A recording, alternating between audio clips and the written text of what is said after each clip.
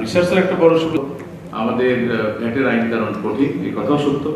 কারণ আমাদের ভ্যাটের পার্সেন্টেজ এটাকে কিভাবে সহজ করা যায়, সহজ করার জন্য যেটা ইজি হইতো, যেটা আমাদের প্রথম থেকে প্ল্যান ছিল, একটা কোম্পানি বা একটা বিজনেস সে তার ইনকামের উপর ইনকাম ট্যাক্স দিবে, তার টার্নওভারের উপর সে ভ্যাট দিবে, প্লেন অ্যান্ড সিম্পল।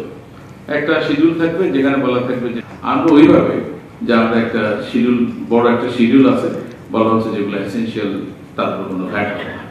এইভাবে আসলে আমরা এই প্রগ্রেসিভিটিটাকে অ্যাড্রেস করতে চাই।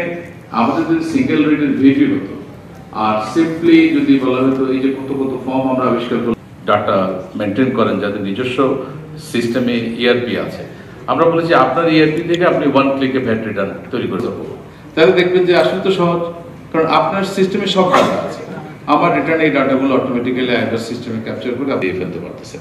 তো এগুলো যদি আমরা করতে পারি তাহলে আমার মনে হয় যে এটা ধীরে ধীরে সহজ হবে। আর আমার এই ভাই বললেন যে ট্রেডারদেরকে আপনি 7.5% ভিটি করলেন ফাইনাল, অন্যদের করলেন 5%।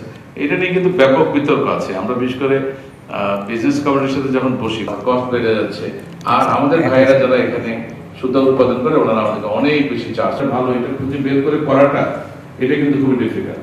আমরা কিন্তু কোনোভাবেই 15% ভ্যাট নিতে চাই না। আমরা চাই আপনার ক্যালকুলেশন অনুযায়ী যতটুকু ভ্যাট হবে, আপনি আউটপুট ভ্যাট এটার উপর 7.5% চাই, আপনি 15% দেন, পরবর্তীতে আপনি ক্রেডিট নেন, আপনার দেখবেন যে ইফেক্টিভ রেট অনেক কম। কিন্তু এই কাজটা আমরা করতে পারি না। আমাদের বিজনেস কমিউনিটি, যেটা আমাদের এক ভাই বললো, বাস্তবায়ন করতে 2019 সালে 7 বছর ধরে এটা নিয়ে আমরা ঝগড়া বিবাদ করলাম, তারপরে কিন্তু সেই লেঙ্গা খোলা আইনে হয়েছে। আমাদের যে ধরনের একটা পরিচ্ছন্ন আইন হওয়া দরকার।